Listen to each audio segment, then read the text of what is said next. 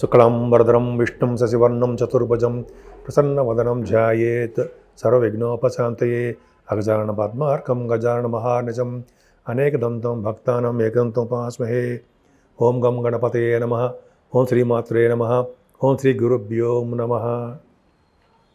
మా ఆది ఆస్థాలను చూస్తున్నటువంటి మీ అందరికీ పేరు పేరున నా హృదయపూర్వక నమస్కారాలు. ఇప్పుడు మనం డిసెంబర్ 16 నుండి 31 డిసెంబర్ 31 డిసెంబర్ వరకు కూడా అంటే 15 రోజుల పాటు వివిధ రాసుల వారికి ఎలా ఉండబోతుందో తెలుసుకుందాం. నా పేరు వాడ్రేవు ఆదినారాయణ శర్మ. నేను CMA చేశానండి. సరే, అది పక్క పెడితే మీ జాతకాలు చూపించుకోవాలనుకుంటే మీ దగ్గర ఉండవలసింది date of birth, time of birth, place of birth ఉండాలండి. ఉంటే తప్పకుండా మనం విశ్లేషణ చేసుకోవచ్చు. చాలామందికి వివాహాలు కావట్లేదని చాలామంది ఫోన్ చేస్తుంటారు. వివాహాల విషయంలో కానీ, విద్య విషయంలో కానీ స్టెప్ 3 ఇప్పుడు అమెరికాలో మీరు రాయిపోతున్నారు కదా డాక్టర్స్, కొంతమంది ఫోన్ చేస్తుంటారు. స్టెప్ 1, స్టెప్ 2 ఇండియాలో అవుతుంది, స్టెప్ 3 ఫారిన్ కంట్రీస్లో అయ్యి తర్వాత వాళ్ళు కొంతకాలం మీరు అప్రెంటిషిప్ చేయవలసి వస్తుంది. సరే, అది పక్క పెడతారండి. ఫారిన్ కంట్రీస్ వెళ్ళడానికి మీరు ఎలా ఉంది, జాతకాలం ఉందా లేదా, విదేశాల్లో ఉద్యోగం వస్తుందా లేదా, భార్యాభర్తల యొక్క అనురాగ దాంపత్య జీవితం ఎలా ఉంటుంది, పెళ్ళి ఎప్పుడు అవుతుంది, అంతేకాకుండా మ్యాచ్ మేకింగ్ అంటే వధూవరుల యొక్క జాతక పరిశీలన, ఇవి కూడా మన ఆది ఆస్ట్రాలజీ తరపు నుంచి నేను ఒక్కనే చేస్తానండి. ఎవరు ఉండరు. మీ ఫోన్ కూడా నేనే లిఫ్ట్ చేస్తుంటా. కాకపోతే ఇలా షూటింగ్స్లో ఉన్నా, నేను వేరే జాతకాలు చెప్తూ ఉన్నా, బహుశా మీ ఫోన్ లిఫ్ట్ చేయకపోవచ్చు, రికార్డ్ అవుతూ ఉంటుంది. కాబట్టి మీకు మెసేజ్లు పెట్టండి, తప్పకుండా నేను పరిష్కార మార్గాలు మీ జాతకాలు మీకు ఫోన్ చేస్తా కూడా. అంతేకాకుండా వాస్తు సంబంధించిన విషయాల్లో కూడా మీకు కొద్దిగా నేను గైడెన్స్ ఇవ్వగలనండి. వాస్తు సంబంధించిన విషయాల్లో కూడా మీరు ఫోన్ చేసినా కూడా నేను తప్పకుండా పరిష్కార మార్గాలు చెప్తాను. అంతేకాకుండా చాలామంది ఫారిన్ కంట్రీస్ కూడా ఫోన్ చేస్తుంటారు. వాళ్ళు కూడా ఇలాగ అడుగుతుంటారు జాతకాలు అండ్ వాస్తు సంబంధించిన విషయాలు కూడా తప్పకుండా వాళ్ళు కూడా చెప్తుంటాం. అంతేకాకుండా ఒకవేళ జాతకాల్లో ఏమైనా హోమాలు జపాలు చేయించుకోదలుచుకుంటే మన ఇండియాలో కూడా చేయిస్తుంటాను నేను. కాకపోతే అందరికీ జపాలు చేయించుకోమని ఇవన్నీ నేను ఏమాత్రం చెప్పను. గ్రహాలు కనుక అనుకూలమైన పరిస్థితులు లేకపోతే పూజలు చేయించుకోమని చెప్తుంటాను. కాకపోతే ఇంకా పరిస్థితి బాగోకపోతే అప్పుడు జపాల్లోకి వెళ్తాను తప్ప అనవసరంగా డబ్బులు ఖర్చు పెట్టినివ్వను. సరే, అది పక్క పెడదామండి. ఇప్పుడు మనం డిసెంబర్ 16 నుండి 31 డిసెంబర్ వరకు కూడా మనం తెలుసుకోబోతున్నాము. ముందుగా మనం ప్లానటరీ పొజిషన్ గురించి తెలుసుకుందామండి. గురుగ్రహం మిథున రాశిలో వక్రగతిలో ఉన్నాడు. వక్రగతిలో ఉన్నటువంటి గ్రహము అద్భుతమైన ఫలితాలు ఏమి ఇవ్వండి. అంటే శుభగ్రహం అయినప్పుడు కూడా, ఈయన వక్రగతిలో ఉన్నప్పుడు కూడా కొంచెం మంచి ఫలితాలు ఇస్తారు, కానీ వక్రగతిలో మంచి ఫలితాలు ఇవ్వడం. సరే, కేతు సింహరాశిలో ఉన్నాడు. అలాగే చంద్రుడు కూడా మారుతుంటాడు అనుకోండి. మొదట ముఖ్యంగా బుధుడు గురించి చెప్పుకుందాం.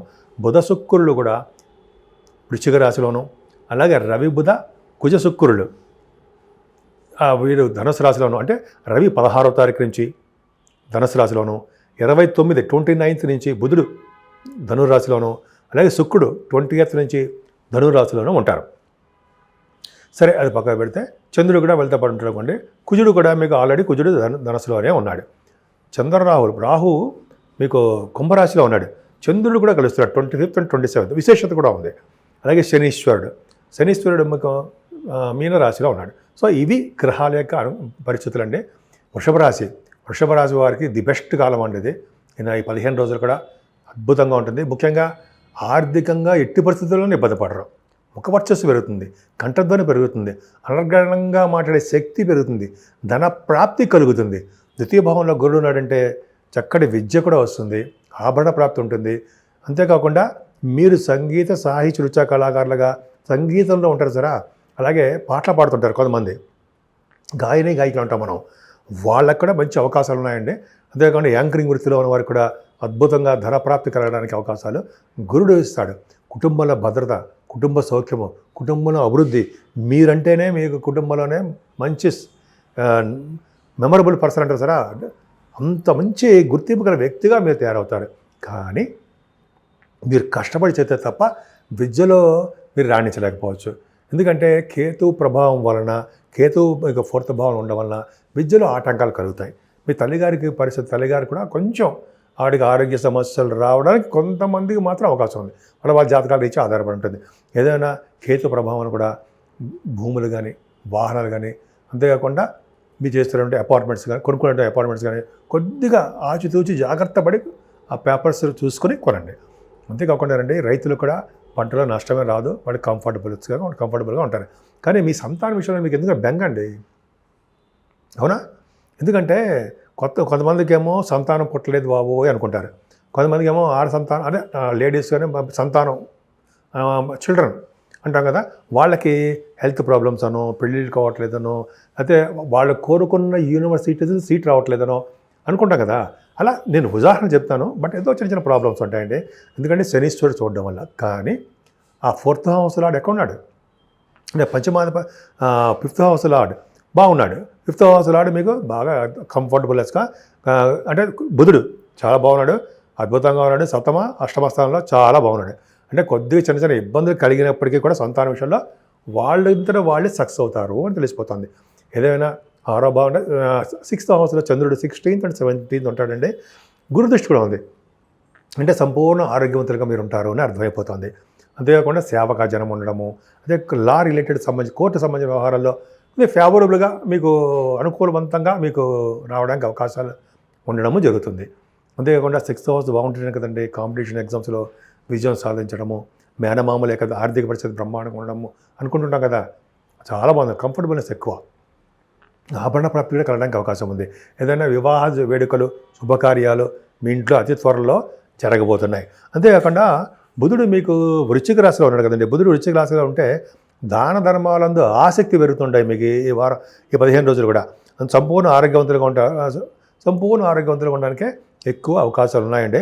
అంతేకాకుండా శుక్రుడు కూడా 7వ స్థానంలో ఉన్నాడు. 7వ స్థానంలో శుక్రుడు అంటే వృశ్చిక రాశిలో ఉండడం వలన మీరు మీ పనులు చేసుకోవడం కాకుండా ఇతరుల పనులు ఇక్కడ చేసి పెట్టేస్తూ ఉంటారు. మీకు జ్ఞాన వృద్ధి అద్భుతంగా ఉంటుంది. ముఖ్యంగా మీ వ్యాపారాభివృద్ధి చాలా బాగుంటుందండి. సినిమా రంగంలో ఉన్న వారికి, టెలివిజన్ రంగంలో ఉన్న వారికి, అలాగే మీ సంగీత సాహిత్య నృత్య కళాకారులకి అంటే కళారంగంలో ఉన్న వారికి బుధ శుక్రుల కాంబినేషన్ ఉంటే తప్పకుండా వాళ్ళు సక్సెస్ అవుతారు. ఈ కాంబినేషన్ వల్లనే కదండి నృత్య కళాకారులు ఇక్కడ చాలా బాగుంటుంది అనుకుంటాం కదా. అంతేకాకుండా బాగా డ్రెస్సెస్ వేసుకోవడము, బాగా మంచి గోల్డ్ సంబంధించిన వ్యవహారాలు ఉండడం జరుగుతుంది. అతి త్వరలో శుభకార్యాలు శుభవార్తలు మీరు అనబోతున్నారు. ముఖ్యంగా మీకు వివాహాది వేడుకలు మీ ఇంట్లో జరగడానికి అవకాశాలు ఉన్నాయంటే సందేహం లేదు. ముఖ్యంగా భార్య భర్తల యొక్క అనురాగము ఎక్కువ ఉంటుంది, ఒకళ్ళ పట్ల ఒకళ్ళకి అదృష్టం పెరుగుతుంది. 8వ స్థానంలో రవి బుధ కుజ శుక్రులు ఉన్నారు. మంచిదంటారా? మంచిదే అంటాను నేను. పైకి గురుదృష్టి కూడా 8వ స్థానం చూసుకుంటే లాటరీస్ వస్తాయి. తప్పు అలా అనకూడదు, బట్ ఏంటంటే సడన్ గెయిన్స్ వస్తాయని చెప్తాం. లాటరీస్ ఆడకండి. అంటే జనరల్గా మనం చదివే బుక్స్లో కూడా రాస్తూ ఉంటారు అలాగా మంచి ధనప్రాప్తి కలుగుతుందని. అంతేకాకుండా మీరు సడన్ గెయిన్స్ ఉంటాయని, తలంపుకు వచ్చే ఆదాయం ఉంటుందని, కోర్టు కేసుల్లో కూడా మీరు గెలుస్తారని కూడా చెప్తూ ఉంటాం. ఇక్కడ 8వ స్థానం రఘుబుధున్నారంటే అర్థం ఏంటి? ఖచ్చితంగా మీరు విదేశాల నుంచి ధనప్రాప్తి ఉంటుందని, విదేశాలకు వెళ్ళడానికి అవకాశం ఉంటుందని చెప్తుంటాం, అవునా? అంతేకాకుండా గవర్నమెంట్ ప్రభుత్వ సంస్థల ద్వారా కూడా మీకు ధనప్రాప్తి ఉంటుంది. రఘుబుధుల వల్ల, గురుదృష్టి ఉండడం వల్ల finance and accounts, chart accountancy, CMA, cost accountancy అంటాం కదా, వాటిలో కూడా మీరు బాగా సంపాదించుకుంటారు. ముఖ్యంగా డాక్టర్స్, ఎందుకంటే రవిబుధ కుజ శుక్రుల కాంబినేషన్ పర్ఫెక్ట్గా ఉండి గురుదృష్టి ఉంది కాబట్టి డాక్టర్స్ బాగా సక్సెస్ అవుతారండి. వాళ్ళ క్లినిక్లు డెవలప్ అవుతాయి.